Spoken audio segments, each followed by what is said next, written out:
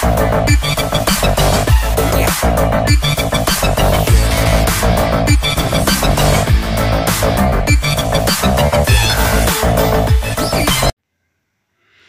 Welcome to our YouTube channel online पढ्ने घर। आज पनि म हजुरहरू समक्ष एउटा भिडियो लिएर आइसकेको छु जुन हामीले एकदमै टक फास्ट एन्ड फाइन गर्नुपर्ने हुन्छ, इंग्लिश कन्भर्सेसन गर्नुपर्ने हुन्छ। त्यति बेला यो एकदमै इम्पोर्टेन्ट छ। हजुरहरूले यसलाई एकदमै ध्यान दिएर हेर्नुस् है। म कति पनि ढिला नगरी अब स्टार्ट गर्न गइरहेको छु। हाम्रो talk fast and fine topic रहेको छ आज। फर्स्टमा रहेको छ अगेन एन्ड अगेन, फेरि फेरि। अगेन एन्ड अगेन, फेरि फेरि भनेको चाहिँ he came for money again and again. ऊ पैसाको लागि बार बार आइरहेको छ। ऊ पैसाको लागि बार बार आइरहेको छ। 2 नम्बरमा at the 11th hour. At the 11th hour भनेको एकदमै अन्तिम क्षण, अन्तिम घडी। They cancel their plan at the 11th hour. उनीहरूले अन्तिम घडीमा आएर आफ्नो प्लान चेन्ज गरे। Number 3 now and again. Now and again, बेला बखतमा। बेला बखतमा भनिन्छ we eat in hotel now and again. हामीले बेला बखतमा होटेलमा खाइरहेको हुन्छ, बेला बेलामा हाम्रो होटेलमा गएर खाने काम भइरहेको हुन्छ भन्ने भयो है। त्यसै गरेर 4 नम्बरमा रहेको छ black and white. Black and white, लिखित भनिन्छ यसलाई। So me your plan in black and white.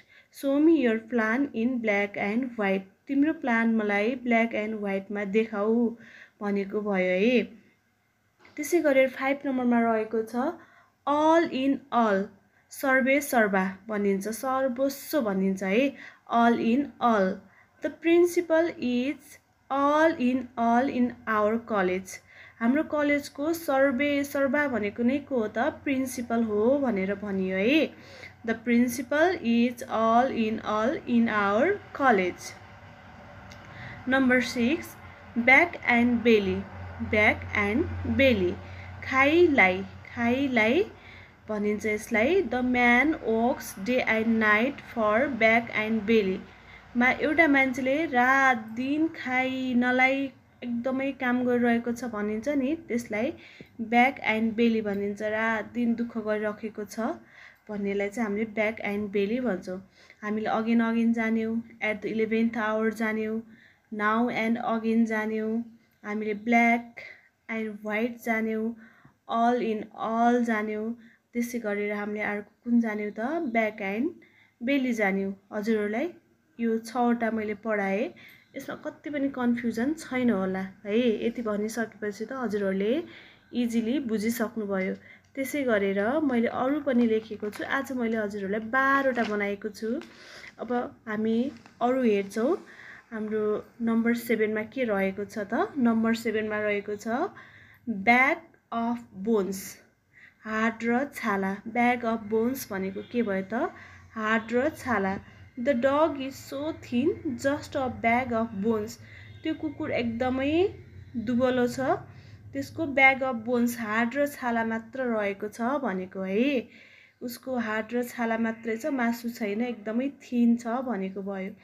Number 8मा रहेको छ टु एन्ड फ्रो, यताउति।